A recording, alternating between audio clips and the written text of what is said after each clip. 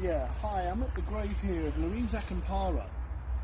So on the 13th of June 1917, all the air defences had been relaxed in London because the Zeppelins had stopped bombing towards the end of 1916.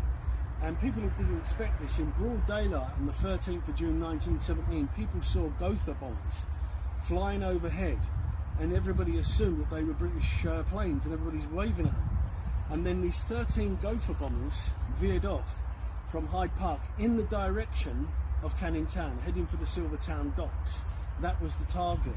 And they said that one of these planes released two 50 kg bombs, and they went into a school at Upper North Street off the East India Dock Road in Poplar. And they said the bomb went through the top floor through the middle floor and detonated on the ground floor, which resulted in 18 school children, mainly between the ages of 5 and 6, being killed. 47 were injured. And the first person seen coming out of the school was Arthur Bate. He was the school caretaker with a boy in his arms, and it was his dead son, Alfie, who was only 5 years old. So they had a burial for these children a week later. So in the East London Cemetery in Plaistow, there's 15 children there, buried.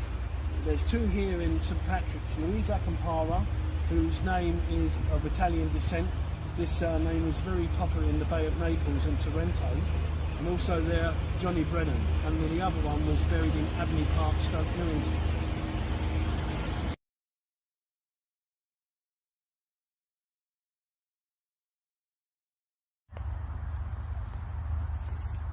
Yeah, so as we know, that Alfred Hitchcock, the great film director, was born in Leytonstone on the 13th of August 1899 at 517 Leytonstone High Road. His father owned a greengrocer. And members of his family are buried here in St Patrick's. There's actually 3 family plots, but this is the main family plot to the Hitchcock family. So the first one is his auntie, Catherine Hitchcock. She died in 1909, and she took over the running of the shop when the Hitchcock family moved to Salmon Lane Limehouse in 1907. So she was the first one to die. His father Hitchcock died on the 12th of December 1914, aged 52. Alfred Hitchcock would have attended that funeral. And then his brother-in-law from his sister's first marriage was Harry Lee. His sister was married to him for a period of about 8 years, but he died of colon cancer in 1924, and he was only aged 32. So Alfred Hitchcock was still living in England. He would have attended that funeral. As we know, Alfred Hitchcock got the offer to work in America, so he left in March the 3rd, 1939, on the Queen Mary, bound for California. And he wanted to take his mother with him, but she declined. She wanted to stay in England. So he moved his mother to his weekend retreat called Winter Solstice down near Guildford in Surrey, so that he knew that when the bombing of London was happening in the London Blitz and the Battle of Britain, that his mother was out of harm's reach. She was safe. And sadly, his mother died in 1942, aged 77. So she was buried in this family plot.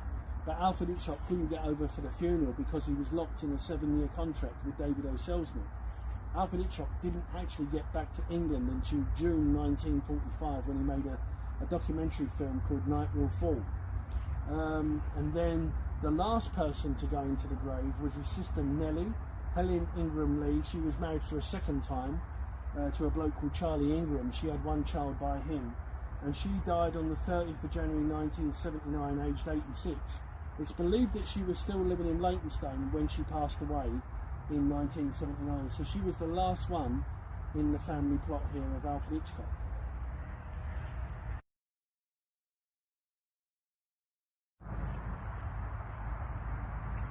Yeah, we're standing now at the far part of St Patrick's Cemetery, more or less on the verge here of Birkbeck Road. And they said that buried here, although it's an unmarked spot, is the grave of Robert Paul. On the 31st of August 1888, Charles Lechmere, who was a coachman, discovers the body, lifeless body of Polly Nichols, the first victim of Jack the Ripper. This is at 3:40 in the morning. He sees another coachman, which is Robert Paul. Robert Paul comes over, and he identifies that this woman is lifeless. He wanted to pick her up, but Charles Lechmere said no, and they brought it to the attention of the policeman. So basically, Robert Paul was a witness to the first victim of Jack the Ripper, Polly Nichols. It's been discovered that he's buried in this cemetery somewhere around here. But the thing is, he was buried in an unmarked grave, so we don't actually know the burial plot. So I'll leave it there.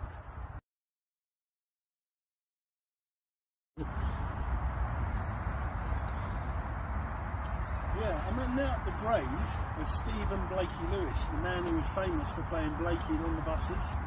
The TV situation comedy that ran on LWT television from 1969 to 73.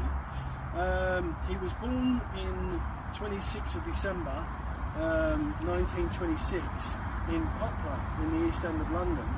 And they said that after he left school he became an electrician's mate, a plumber, a bricklayer, and for a while spent some time in the Merchant Navy. And in 1958 he got the chance to join Joan Littlewood's theatre workshop at the Theatre Royal in Stratford. He joined the workshop. He was down there with many famous actors and actresses that were just starting out at the time: Richard Harris, Brian Murphy, Eupha Joyce, Barbara Windsor, Harry H. Corbett. And he appeared in a play that was on at the Theatre Royal in Stratford called The Hostage, and it went to the West End. And then he started making the breakthrough into movies as well. In 1962 he played a military policeman in the film with Tom Bell called A Prize of Arms. And in 1963 he starred in a film that he wrote originally as a play for the Theatre Royal at Stratford called Sparrows Can't Sing.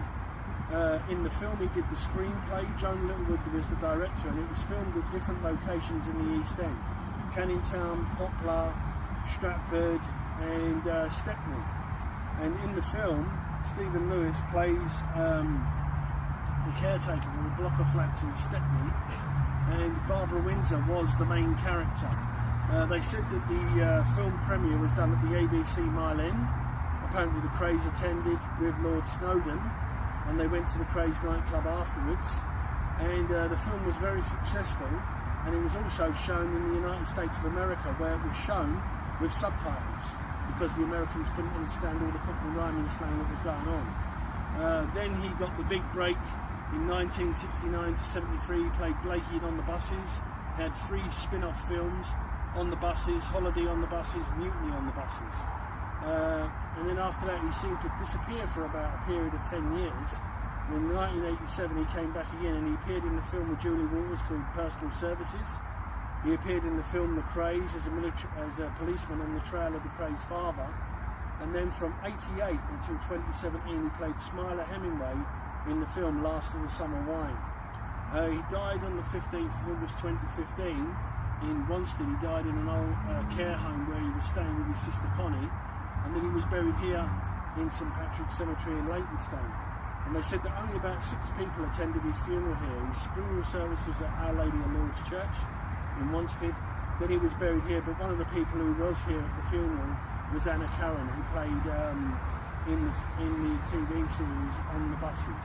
She played Olive in that series. So as you can see, it says he boarded the bus to the Last Cemetery gates here in 2015.